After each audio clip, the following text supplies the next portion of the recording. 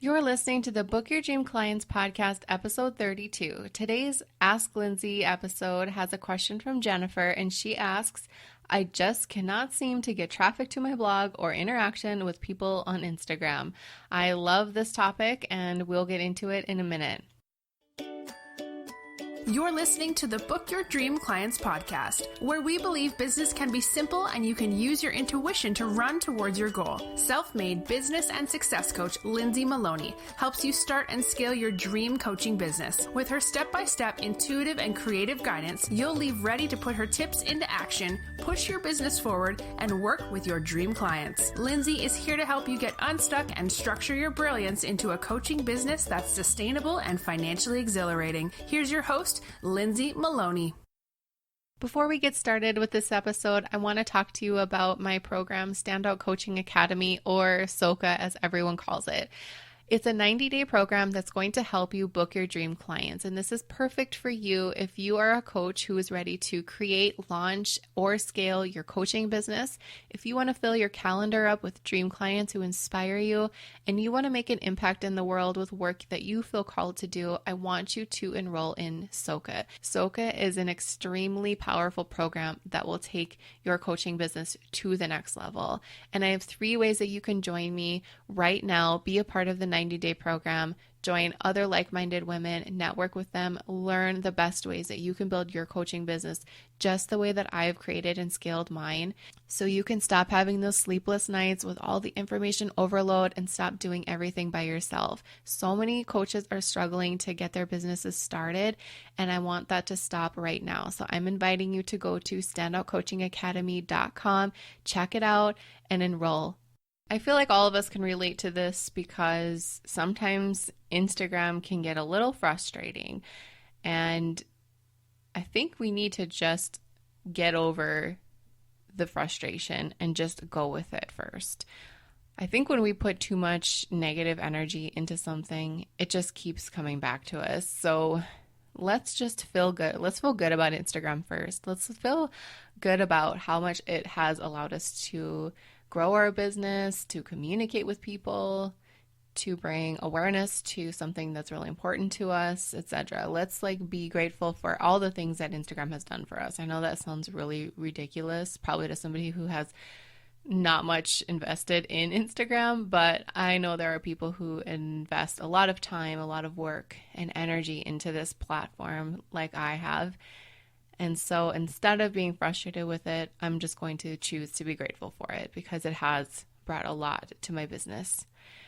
But sometimes it seems to just ignore what you're trying to do, and it can get a little questionable about what is going on. What are they changing now? It seems like something's always changing.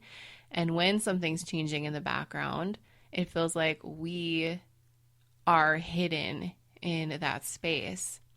And I've talked about this before on an episode of how Instagram seems to be acting a little strange lately. And I think that once I decided to not focus on that, things started to pick up. So when we are struggling with the idea that we're not getting enough traffic to our blog or interaction with people on Instagram, let's just break this open a little bit. So let's go with the first one right away. I cannot seem to get traffic to my blog. So there are some basic things that you can have set up on your Instagram profile to bring traffic to your blog. And I'm assuming you have a link in your bio to bring people over, and you're having a clear call to action on what that link is. I know some people will just have a link tree up, which is great. I like it. But what about if we were a little bit more clear on what that was? I think that's where a lot of people fall short, is they're not saying what is in that link. They just have something there. And as a first-time viewer of your profile, not you in particular, Jennifer, but just anybody, when I don't know what's in the link, I'm not going to click on it. I want to see emojis pointing down, grab your freebie, grab your free video, grab this, grab that. Make it really clear. We always talk about making things clear because that's what's going to make people feel like, oh, this is going to be easy. Let me click here. The second thing that we have to make sure we're doing is I want you to go to your profile like you've never been there before and read your bio. Does it tell me who you are and what you do and who you do it for? Perfect. So move down to the link and click on the link. Tell me what's in those links. I find this to be really frustrating when I am looking for somebody to help me in my business and I click on their link and they just have like 2 buttons on there using like Linktree or whatever they're using. And I can't even get to their website. And their website isn't even listed in their bio, so I can't even really find it. And I don't want to take the time to search for it. And they just have like a link to something that they're selling and that's it. That's super frustrating because if I want to work with somebody, I want to go look on their website and see their whole business. I don't just want to see a tiny peek, right? So go on your profile, pretend you've never been there and walk through everything. I recommend you even do this on your website. Go to your website like you've never been there before and explore. See how things are flowing. Does it make sense? Are you clear with what you do on every single page? Is it too little? Is it too much? How does it feel when you go through it? That's super important to do every once in a while because sometimes we can kind of get lost and ignorant to what we're presenting to the world. And when people come to your website and they're not clear, just like your Instagram profile, if they're not clear with what you do, they're gone. If you're not clear with what you do, nobody else is going to be either. Calls to action on your profile is a must.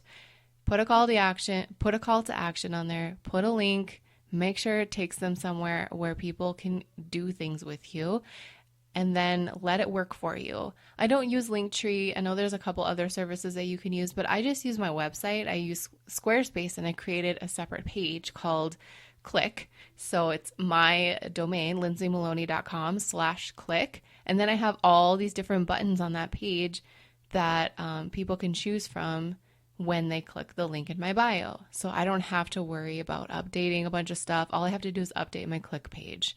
So if I'm running something, then I'll go ahead and update it. But I'm bringing people to my site. I'm not bringing them to Linktree.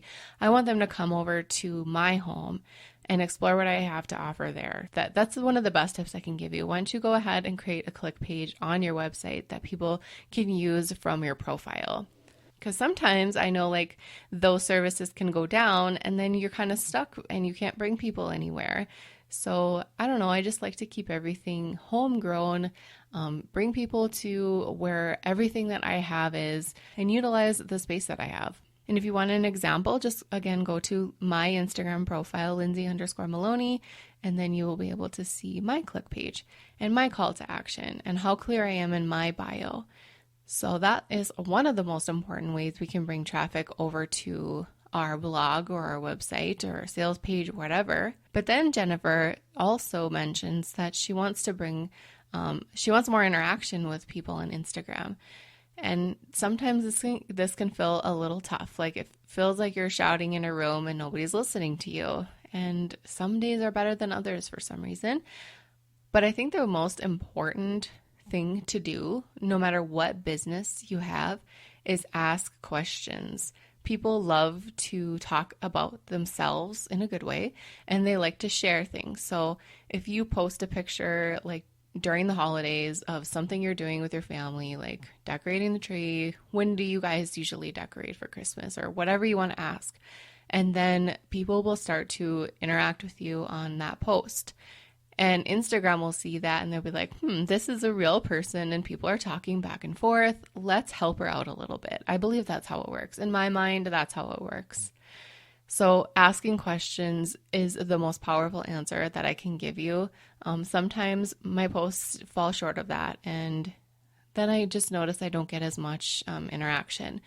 But I also notice for me in particular with my audience, they love inspirational quotes and they'll always interact with those and even share them. So that's really nice. You have to just kind of know what your audience wants, and that just takes time and testing, posting different quotes. What do they like best? What will they share? What will they, put emojis on and say something? And then do more of it because that's what they like. Give them what they want. Also, the days of posting about like programs and whatever, I think that's kind of getting a little bit old for people too. That's all just a bunch of white noise. I think just giving updates on you, what you're doing in your business, being an inspiration and showing people that this is real life makes people feel like there's a real human behind this, behind that profile. I mean, we could be anybody, especially, you know, when I think about how I used to post on Instagram, I never showed my face. I never did anything like that because I don't know why I had some hangups about it or something. And then I realized, you know, as nice as my Instagram profile was, I could just be some strange person in a basement and had with zero good intentions for anybody and just be posting stuff on this profile and nobody would know it because I never showed my face. And then I got over that and then I decided, okay, people need to see who I am and what I do. So then I started posting pictures of myself. And then I was finding that my interaction picked up a lot because people could connect with me better. They saw me, they could hear me on Instagram stories, all of that. That just builds trust, and that's super important.